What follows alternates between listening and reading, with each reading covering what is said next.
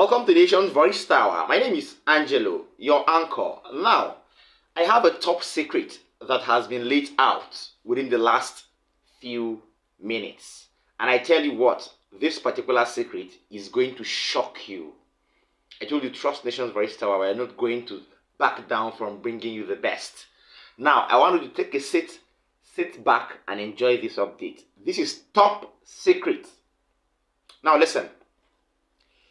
A Twitter handle with the username Jackson PBN, owned by one Mr. Jackson Ude, has exposed the judiciary and one of the former ministers of President Muhammadu Buhari, who is also a very trusted ally of Asiwaju Bola Ahmed Tinibu. Do you know who that is? Babatunde Fashola. I am shocked with these updates. I'm telling you, I'm very serious about this. Now listen, in a secret deal, he exposed them in a secret deal that may actually ruin the ongoing presidential elections petitions tribunal. No wonder the judges have been delaying their judgment here and there, playing from pillar to post, and so on. No wonder. Okay, now listen to this. He read from the tweet. Let me read the tweet directly. He said, former Lagos State Governor and former Minister of Works and Housing Babatunde Fashola and some APC lawyers have allegedly been writing the judgment Bola Ahmed Tinibu and the APC intend to hand over to the Presidential Elections Petitions Tribunal to adopt. Other lawyers and Fashola writing the judgment that Justice Haruna Samani and the remaining judges in the tribunal will come and read to Nigerians. Seriously. Now listen. Fashola, who is alleged to have surprised and supervised the rigging of the 2023 presidential elections in favor of Bola Ahmed Tinibu, was also alleged to have written the judgment for judges in the 2019 election tribunal that sealed President Muhammadu Buhari's presidential election victory. I am shocked. You've not seen anything yet. Stay tuned. Watch. Listen. The former Lagos State Governor has remained quiet since after the elections. Yes, nobody has heard anything from Fashola. It is strange. It is strange. Can you now see where we're going to? Pay attention. Nobody has heard anything from Fashola since after the election, but has been keeping close tabs with judges handling the presidential elections petition. The election tribunal has adopted all final addresses, of course, but the judges are yet to announce a date for judgment. Do you now understand where I'm coming from? Yes. Now, according to our source, Fashola, according to informants and our source, is working day and night to conclude his proposed judgment and hand over to the Presidential Elections Petitions Tribunal judges so that they will now read for Nigerians. Nigeria. Well, the judges, aside monetary compensations, according to our source, have been promised elevation to the Supreme Court should they accept Fashola's version. All said and done, this is where we are. So that means there is something going on. No wonder they've been delaying the judgment and so on. Well, let's hope that nothing gets out of hand, because all eyes must and will be on the judiciary so that we will know what they are planning to do. You cannot take us for granted. You cannot take us for a ride. I think the country, we can say enough is enough, because we've had so much rubber stamp parastatals and ministries. We cannot have judges coming to read other people's judgment because they have been paid or because some kind of monetary compensation and official compensation are on the blocks. This particular expose would go a long way. Don't forget to share this video. Don't forget to like it. Don't forget to drop a comment for us in the comment section. Make it go viral so that everybody will hear this and know what the judiciary is up to. Thanks to our informant for this information. We will dig in more to bring you more details on this. Please subscribe to the channel and tap the notification bell so that anytime we drop an update like this, you will be the first to know. That is that. Now, on a second note, Kenneth Okonkwo, a lawyer and former spokesperson of the Ubideti Presidential Campaign Council, has faulted the removal of fuel subsidy by the president, and he has also spoken on the ongoing strike protest by the Nigerian Labour Congress. Now, I will allow you to watch this video quickly so that you will listen to what he said about President Bola Ahmed Tinibu, his administration, what the NLC is going, or why the NLC is going on protest, and what he thinks should be the best, because he has never accepted Bola Ahmed Tinibu as his president, and according to him, he would never accept until the tribunal is over. Even if the tribunal is over, he would not accept if they lose at the tribunal. So watch this video and listen to what Kenneth Okonkwo said. You know him, he's always straightforward and dogged. So watch and listen.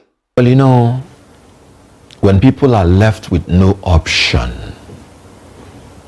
they would have to breathe. They were the ones who said, let the poor breathe. Yeah, they said it, yeah. Good. It's like the slogan of the new government. Good. So when people are choked and they are about to die, they will fight to breathe. In Nigeria, it has become a fight for survival. People are no longer even talking about progression. It's not about luxury. They are talking about survival. You can imagine where the poor are being mocked, even with the gavel. If you are in support that the poor should breed, say aye. Good. They are breeding in the street because they can no longer breed in their homes. There is no more food to eat. There is no more transport to take them to their workplace. There is no more social life. This regime has destroyed the political fabric. Any system that is in power, it's a regime. Okay. So government, you still have military government. Yeah. So it's absolutely the same thing. Okay. But the regime refers to the people that are in authority. That's how you can say, and it's the same thing with government. Yeah, it's just a nomenclature. Yes. Yeah. Yes, but this regime has, with their policy, succeeding another terrible regime, all from the same party.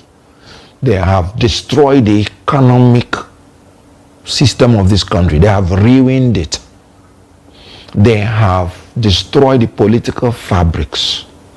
The social well-being of Nigeria has been radically destroyed. And our political economy is practically non-existent. To the point that when Nigeria talks, even in international community, they will tell us, sit down. That if you cannot bring a legitimate government in power, what power do you have to tell another government that it is illegitimate? It has come to the level where Nigeria is now a mockery in the international community. And the saddest part is that it is a country that God has so blessed with the human and material resources that should make it a superpower nation rather than the poverty headquarters of the world. This is a leadership problem, and unfortunately, it is getting worse. The only thing that evil needs to be perpetuated is for the good people to keep quiet. Okay. If you don't say I am, nobody will say thou art. When this government came in, the first thing they uttered was an illegal outburst. Fuel subsidy is gone. Oh, okay. There was already an existing law that said that fuel subsidy should go by the end of June. Okay. So you have no right to come to make a determination on your own or a speech that goes against that law. Simple. It's an appropriation by the National Assembly. It's an existing law. And nobody is asking of where that money meant for to cover June is. Good. That is why I'm telling you. So it started with illegality. And as you can see, when the people accepted that fuel subsidy should be removed, because and the all president of was praised, I think, that day. Good. Because they kept quiet, doing nothing. Within 2 months, the price that was already excruciating was increased by almost 100 naira. We are now buying fuel for 617 naira. Yeah. Why the increase? Let me tell you. Okay. In that speech, you heard this regime saying they've made a saving of 1 trillion naira. Yes. That is not true. How do you know? The 1 trillion naira is simply the extortion of Nigerians through the NNPC. You make savings from the excess of the profit you make when you're doing business, which you now save for the rainy day. What are they producing? What are they selling? The oil is imported 100%. So what happened is that the cost of their incompetence and dishonesty is now transferred to the Nigerian people to bear. Oh, sad. All right. So let me say categorically that the president in Nigeria has made a mistake. Yes, let's just call it like that, because you can't suffer people like this for months and tell us there will be succor, there will be light at the end of the tunnel. Who says that? Who does that? Do you understand me? So, in fact, in national meetings, in international meetings now, international conferences, international summits, we no longer talk abroad. When we arise to talk, when people rise to talk, you will now see somebody will tell you, sit please, your president is not in power legitimately. So until you fix your house, you'll be able to fix our own problems. That is what is happening in the national community. You know, I think day before yesterday, somebody around around the city in London was addressed wrongly. A friend of mine just sat in a cafeteria around somewhere behind Birmingham, and then he was called out. Why was he called out? Because he's from a country where the president was brought on board illegitimately. I was shocked. I was surprised because we were together, and I couldn't even come to terms with it.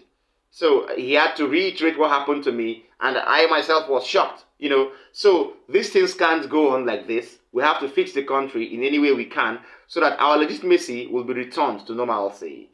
Finally, yesterday was a very bad day in the National Assembly. Do you know why? Protesters protested to the National Assembly, broke down the gate, opened it, and went inside forcefully. This is what you do to people when you feed them with jargons. This is what you do to people when you suppress their needs, when you deprive them of a good standard of living.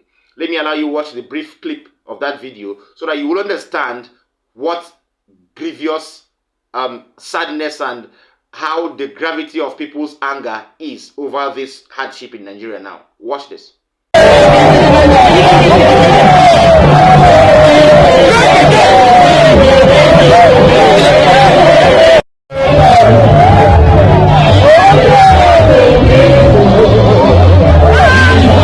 Yes, all said and done. I hope you understood all this together.